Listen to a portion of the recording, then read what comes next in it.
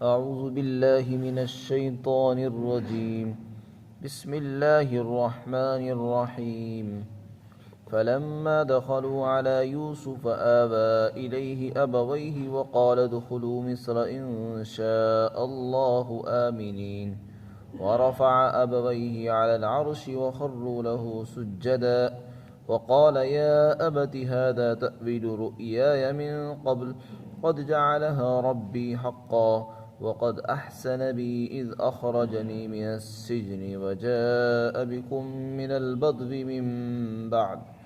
من بعد أن نزغ الشيطان بيني وبين إخوتي إن ربي لطيف لما يشاء إنه هو العليم الحكيم. رب قد آتيتني من الملك وعلمتني من تأويل الأحاديث فاطر السماوات والأرض أنت وليي في الدنيا والآخرة توفني مسلما وألحقني بالصالحين. پھر جب یہ لوگ یوسف علیہ السلام کے پاس پہنچے تو یوسف علیہ السلام نے اپنے والدین کو اپنے پاس جگہ دی اور یہ فرمایا کہ تم انشاءاللہ مصر کے اندر امن کے ساتھ داخل ہو جاؤ، اور اپنے والدین کو تخت پر بٹھایا اور وہ سب یوسف کے سامنے سجدے میں گر گئے۔ اس وقت یوسف علیہ السلام نے فرمایا اے ابا جان، یہ میرے پرانے خواب کی تعبیر ہے، یقیناً اللہ نے میرے پروردگار نے اس کو سچا کر دیا اور اس نے میرے ساتھ احسان فرمایا ہے جب اس نے مجھے جیل سے نکالا اور اسی نے تم کو دیہاتی علاقے سے لے کر آیا جبکہ شیطان نے میرے اور میرے بھائیوں کے درمیان فساد ڈال دیا تھا۔ یقیناً میرا رب جو چاہتا ہے اسی کے مطابق لطیف تدبیریں کرتا ہے، یقیناً وہ علم والا ہے، حکمت والا ہے۔ اے میرے پروردگار، واقعتاً تو نے مجھ کو سلطنت کا ایک بڑا حصہ عطا فرمایا ہے اور تو نے مجھے خوابوں کی تعبیر کا بھی علم عطا فرمایا ہے۔ اے زمین اور آسمان کو پیدا کرنے والے، تو ہی میرا کارساز ہے دنیا اور آخرت میں، تو مجھے اسلام کی حالت میں وفات دیجیے اور مجھے نیک لوگوں میں شامل فرما دیجیے۔ حضرت یوسف علیہ السلام کے پاس سے جب بھائی تیسری مرتبہ مصر سے روانہ ہوئے اور یوسف علیہ السلام کا کرتا لے کر پہنچے، یوسف علیہ السلام کا کرتا انہوں نے والد صاحب کے چہرے پر ڈالا تو اس سے ان کی بینائی لوٹ آئی، اور کنعان پہنچنے کے بعد انہوں نے پورا واقعہ سنایا۔ یوسف علیہ السلام نے جو درخواست کی تھی کہ تم اپنے سب گھر والوں کو لے کر آؤ، چنانچہ وہ ان کے کہنے کے مطابق اپنے تمام گھر والوں کو لے جانے کے لیے تیار ہو گئے۔ اب اس مرتبہ چوتھی مرتبہ یہ لوگ جا رہے تھے۔ اس مرتبہ صرف بھائی نہیں بلکہ پورے گھر کے لوگ، خاندان کے لوگ، ان کے والدین، بھائی اور ان کی بیویاں، ان کے بچے، جن کی تعداد روایات میں 93 آتی ہے، 93 افراد پر مشتمل ایک پورا قافلہ، پوری جماعت جو ہے مصر کے لیے روانہ ہوئی۔ مصر پہنچ کر یہ لوگ یوسف علیہ السلام کے پاس گئے۔ روایت میں آتا ہے کہ یوسف علیہ السلام کو جب خبر ملی کہ میرے والدین گھر والے آ رہے ہیں، تو آپ چونکہ سلطنت میں تھے، وزیر تھے وہاں کے، اس لیے آپ مصر سے باہر نکل کر تشریف لائے اور باہر آپ نے آ کر ان کا استقبال کیا، اور باہر جو خیمہ بنا ہوا تھا اسی میں آپ نے اپنے والدین کو ٹھہرایا، اور پھر وہاں سے مصر کے اندر جب داخل ہونے لگے تو فرمایا کہ مصر میں اب امن کے ساتھ داخل ہو جاؤ، انشاءاللہ تم امن کے ساتھ رہو گے۔ چنانچہ پھر اس کے بعد مصر میں اندر شہر میں داخل ہوئے، وہاں احترام اور اکرام کے ساتھ اپنے والدین کو بٹھایا، اور جیسے خود بلند تخت پر بیٹھا کرتے تھے اسی طرح اپنے والدین کو بھی بلند جگہ پر تخت پر بٹھایا۔ پھر تمام کے تمام لوگ یوسف علیہ السلام کے سامنے سجدے میں گر گئے، والدین بھی اور ان کے بھائی 11 بھی۔ اس وقت یوسف علیہ السلام نے فرمایا اے ابا جان، یہ میرے اس خواب کی تعبیر ہے جو میں نے بچپن میں دیکھا تھا۔ بچپن میں جو انہوں نے خواب دیکھا تھا کہ مجھے 11 ستارے اور ایک چاند اور سورج سجدہ کر رہے ہیں، اس کی تعبیر یہ تھی جو آج پوری ہوئی ہے۔ تو اس تعبیر پر یوسف علیہ السلام نے فرمایا کہ میرے رب نے اس خواب کو سچا کر دکھایا ہے اور اس نے میرے ساتھ احسان کا معاملہ کیا۔ اس خواب کے پورا ہونے کے بعد، اس کی تعبیر کے بعد، پھر یوسف علیہ السلام نے اپنی مصیبتوں کا ذکر نہیں فرمایا، اللہ کی طرف سے ان پر جو انعامات ہوئے ان کا ذکر فرمایا۔ یوسف علیہ السلام کو بھائیوں نے کنویں میں ڈال دیا، اس کا ذکر نہیں فرمایا، بلکہ مصر کے اندر سلطنت ملنے کا اس کا ذکر فرمایا۔ یوسف علیہ السلام کو جیل میں ڈالا گیا، جیل میں جانا ایک مصیبت ہے، اس کو ذکر نہیں کیا۔ جیل سے نکلنے کو ذکر فرمایا، جیل سے نکلنا ایک انعام ہے، جیل سے چھٹکارا مل جائے یہ اللہ کی رحمت ہے، انعام ہے، اس کو ذکر فرمایا۔ بھائیوں کی طرف سے زیادتی ہو اس کا ذکر نہیں فرمایا۔ اللہ کی طرف سے جو ایک مقام ملا، سلطنت ملی، اس کا ذکر فرمایا۔ اور بلکہ بھائیوں کے اور بیچ میں جو باتیں پیدا ہو گئی اس کو بھائیوں کی طرف منسوب نہیں کیا، بلکہ اس کو شیطان کی طرف منسوب کر کے کہا کہ شیطان نے ہمارے اور بھائیوں کے درمیان فساد ڈال دیا تھا تاکہ بھائیوں کو بھی زیادہ شرمندگی نہ ہو اور تعلقات خراب نہ ہو۔ تو یہی کریم لوگوں کا طریقہ ہوتا ہے کہ جب کسی سے کوئی بگاڑ ہو جائے، کوئی ہمارے ساتھ برا سلوک کرے اور پھر آپس میں تعلقات دوبارہ سے جڑ رہے ہوں تو پھر پرانی باتوں کو یاد نہیں کرتے، نہ دہراتے ہیں، اور ان رنجشوں کو شیطان کی طرف منسوب کر کے کہتے کہ شیطان کی وجہ سے ہمارے درمیان فساد ہوا، فتنہ اتفاقیہ ہوئی، فتنہ ہوا، اور یہ سب شیطان نے کرایا۔ تو یہاں بھی حضرت یوسف علیہ السلام اللہ کے انعامات کو ذکر فرما رہے ہیں۔ فرمایا وقت احسن، اور میرے رب نے میرے ساتھ احسان کا معاملہ کیا جبکہ اس نے مجھے جیل سے نکال دیا تھا۔ اسی طرح ایک اور احسان کا ذکر فرمایا وجاء بکم، اور اللہ تعالیٰ تم کو دیہات کے علاقے سے تم کو یہاں لے کر آیا ہے، یہ بھی اللہ کا انعام ہے۔ تو یہ انعام ہے، والدین اور میری دونوں کی ملاقات ہو گئی، دونوں کو ملا دیا، اس کا ذکر فرمایا۔ جدائی ہوئی تھی اس کا ذکر نہیں فرمایا، دونوں کے تعلقات کا، ملاقات کا ذکر فرما دیا کہ اللہ تعالیٰ تم کو دیہات کے علاقوں سے لے کر یہاں لے آیا اور ہمارے درمیان تعلق پیدا ہو گیا، جو جدائی ہو گئی تھی وہ دور ختم ہو گئی۔ اسی طرح فرمایا جبکہ اس بعد اس کے کہ شیطان نے میرے اور میرے بھائیوں کے درمیان فساد ڈال دیا تھا۔ مفسرین نے لکھا ہے، علماء نے لکھا ہے کہ اللہ کے انعامات کا بیان کرنا، ان کو ذکر کرنا کہ اللہ نے میرے ساتھ یہ معاملہ کیا ہے، اور پھر اللہ کے انعامات کو اچھی جگہ پر استعمال کرنا اور ان کو بری جگہ سے بچانا، یہ بھی شکر کا ایک شعبہ ہے۔ اللہ کی نعمتوں کو بیان کرنا چاہیے۔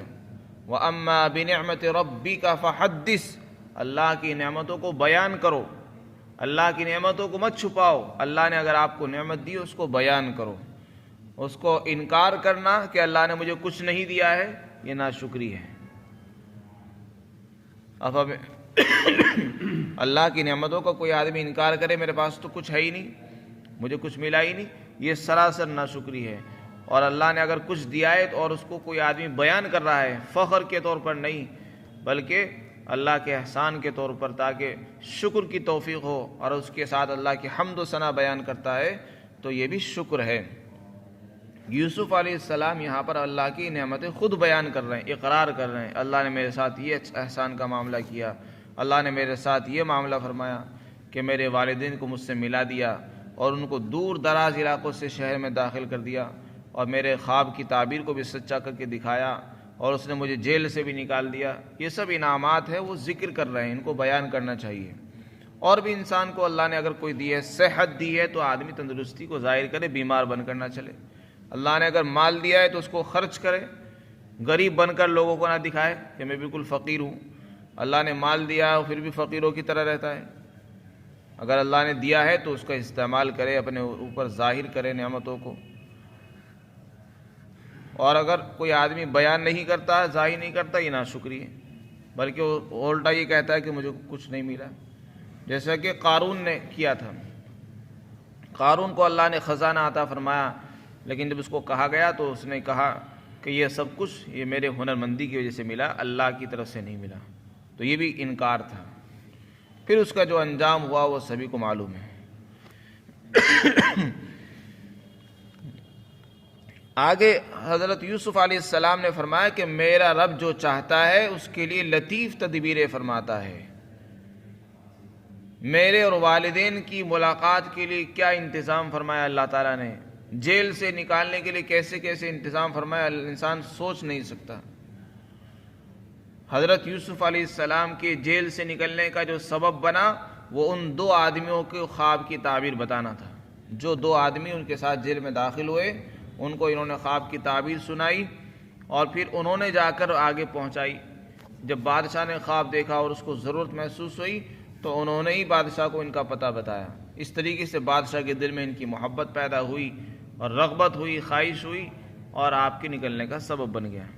تو اللہ تعالیٰ جو چاہتا ہے اس کے لیے لطیف تدبیریں فرماتا ہے جہاں تک انسان کی رسائی نہیں ہو سکتی. اللہ تعالیٰ بہت جاننے والا ہے، حکمت والا ہے.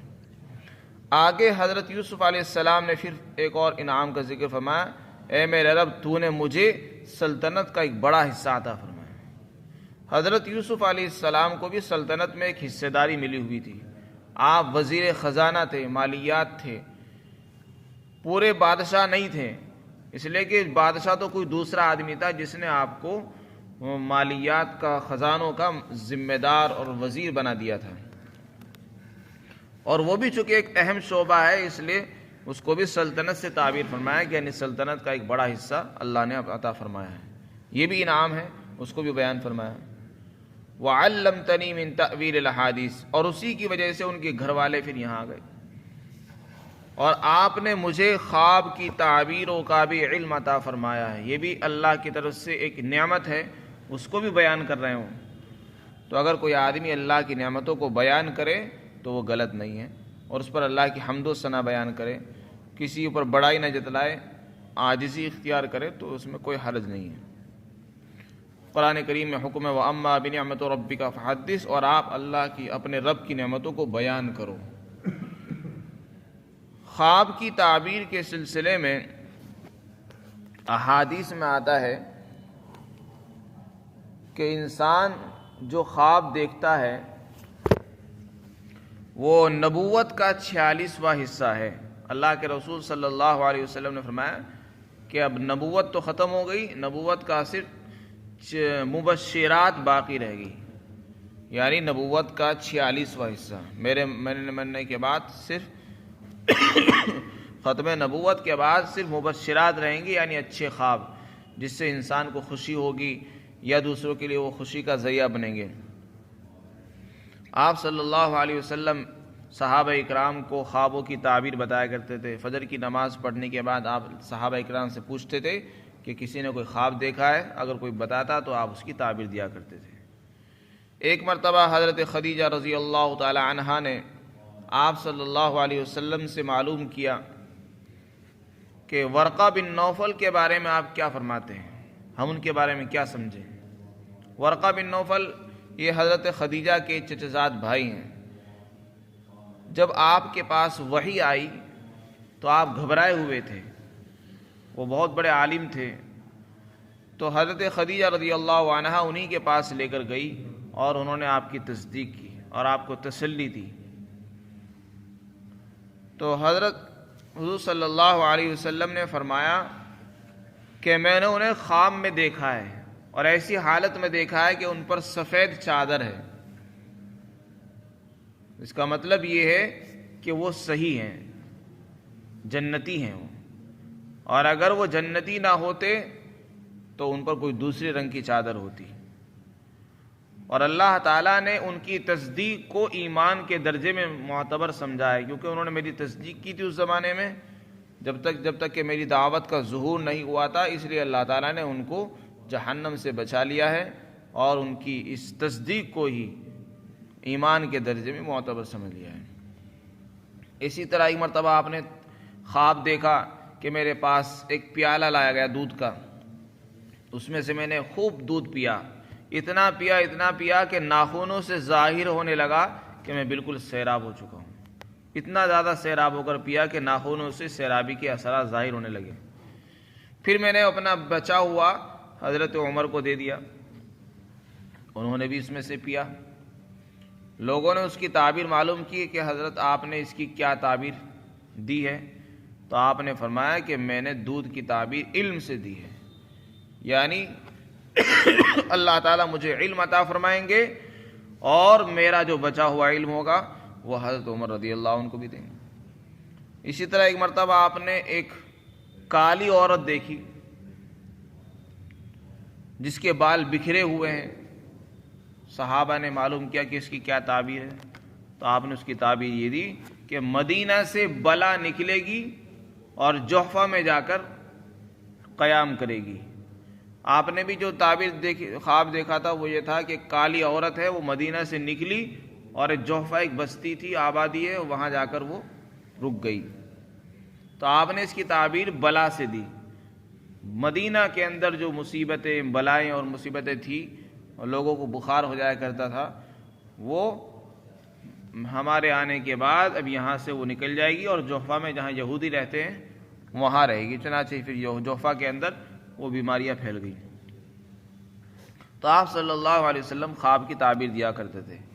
آپ کی امت میں حضرت محمد ابن سیرین مشہور تابعی ہیں، وہ بھی تعبیر کے، خواب کی تعبیر کے بڑے ماہر سمجھے جاتے ہیں اور ان کی مستقل کتابیں بھی ہیں۔ ایک مرتبہ حضرت امام ابو حنیفہ رحمۃ اللہ علیہ نے خواب میں دیکھا کہ میں نے حضور صلی اللہ علیہ وسلم کی قبر کھولی اور کھولنے کے بعد میں اس میں سے ہڈیاں نکال رہا ہوں۔ وہ خواب دیکھنے کے بعد گھبرا گئے کہ کیسا خواب ہے، تو بیدار ہونے کے بعد کسی آدمی کو بھیجا کہ محمد ابن سیرین کے پاس جائے اور ان سے خواب کی تعبیر معلوم کرے۔ وہ شخص گیا تو انہوں نے بتایا کہ جس آدمی نے یہ خواب دیکھا ہے اللہ تعالیٰ اس کے ذریعے سے علم کو پھیلائیں گے۔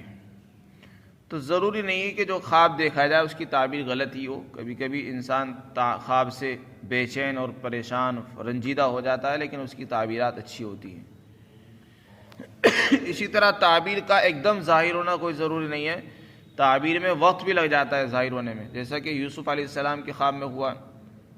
بچپن میں خواب دیکھا اور 40 سال کے بعد اس کا ظہور ہوا۔ اسی طرح احادیث میں خواب کے سلسلے میں اور اس کی تعبیرات کے سلسلے میں بہت سی باتیں، روایات موجود ہیں۔ آپ صلی اللہ علیہ وسلم نے فرمایا کہ خواب 3 طرح کے ہوتے ہیں۔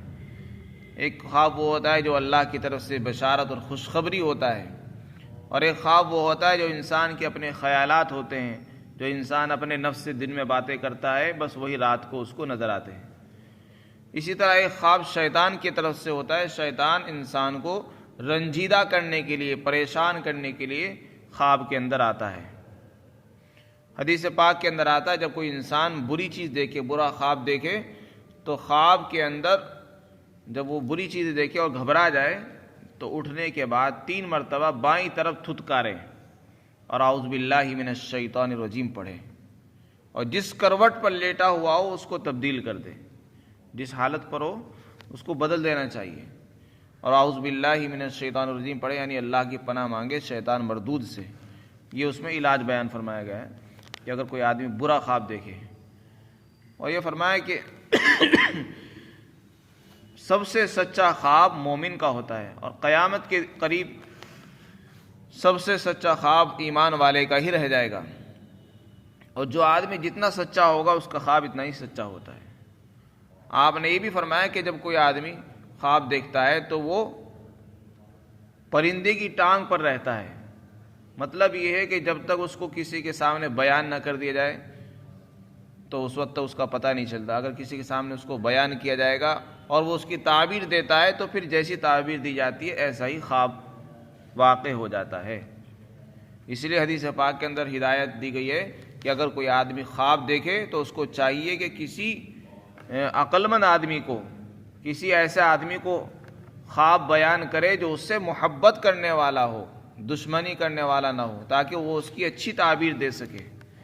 اور اگر وہ اچھی تعبیر نہ دے تو خاموش تو رہے کم از کم، یا تو وہ اس کی اچھی تعبیر دے گا، یا اگر اس کی کوئی تعبیر غلط ہوگی تو وہ بیان کرنے سے خاموش رہے گا، چپ رہے گا۔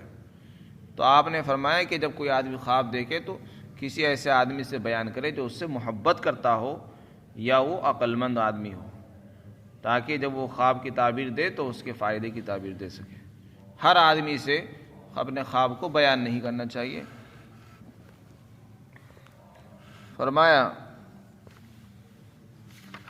اے میرے پروردگار، تو نے مجھے سلطنت کا ایک بڑا حصہ عطا فرمایا ہے اور تو نے مجھے خواب کی تعبیر کا بھی علم عطا فرمایا ہے۔ اے میرے پروردگار، اے آسمان اور زمین کو پیدا کرنے والے، اس دنیا اور آخرت میں تو ہی میرا کارساز ہے۔ آگے حضرت یوسف علیہ السلام نے حسن خاتمہ کی دعا فرمائی۔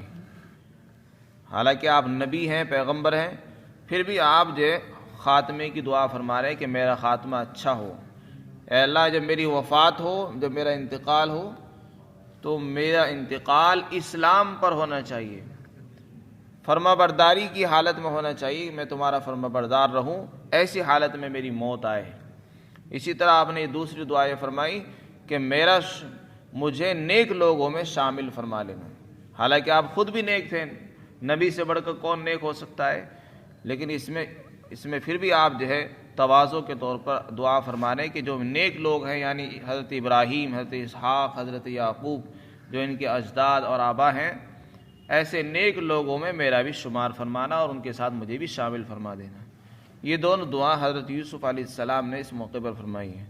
اس میں ہمارے لیے بھی تعلیم ہے کہ آدمی کو اپنے حسن خاتمہ کی دعا کرتے رہنا چاہیے کہ اللہ تعالی ہمارا خاتمہ ایمان پر فرمائے، اسلام کی حالت میں، فرما برداری کی حالت میں، اور ہمارا شمار نیک لوگوں میں فرمائے، ہمیں نیک لوگوں میں شامل فرما دے۔ یہ بڑی سعادت مندی کی چیز ہے۔ اللہ تعالی ہم سب کو عمل کی توفیق